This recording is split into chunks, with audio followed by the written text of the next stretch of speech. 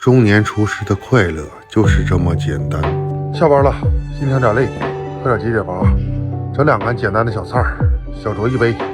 岛上就这一台清血车，这点小清血又够大哥忙活半宿了。今天这腰子个头可不小啊！忙碌了一天，晚上整点自己喜欢吃的，这也是一种幸福。简简单单的一顿晚餐，开启今天的小快乐。一天呐，就等这时候了。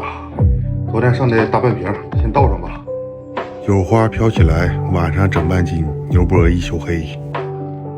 来吧，兄弟们，欢吃欢造，永不落套。两开。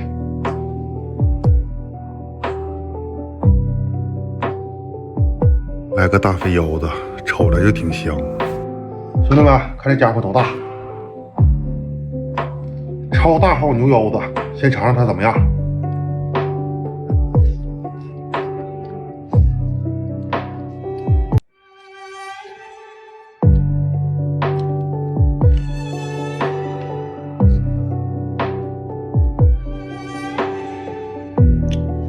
先来盘大蒜解解腻吧，又肥又香了。这个腰子给我香懵了，来个酸黄瓜呛呛口吧。这几天不让吃的太油腻，主要以清淡为主。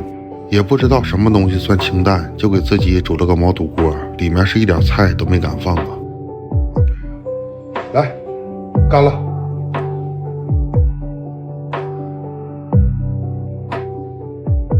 时间过得真快呀，再有1个月就过年了。其实过不过年对我来说也无所谓，也没有什么好盼望的。老板娘说今年就不休息了，因为我们这个小岛上的房子都比较久远，锅炉还是自己烧。过年那一阵子也不咋忙，连烧锅炉再开店，就我1个人就够了。刚才那一杯有点不过瘾，再倒点，今天有点贪杯了。倒得太满了，端不起来了。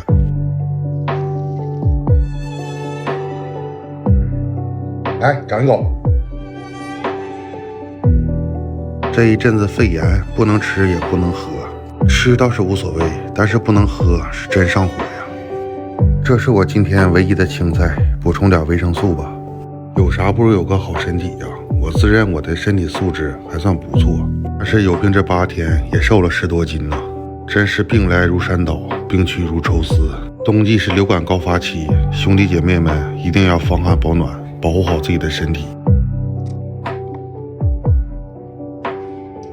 来，兄弟们，干了！今天有点拉冒汗了，得整个小麦果汁，凉快凉快啊！我以为中奖了呢，不是。来吧，兄弟们，整一个，凉快凉快。再来个板筋，这个板筋只有3片，可能是穿串的时候少穿了1个。这回身体算是好利索了，胃口也上来了，每天晚上又能开开心心的小酌一杯了。来吧，兄弟们，最后一口，整完下班。日落西山，天际一片暮色沉沉，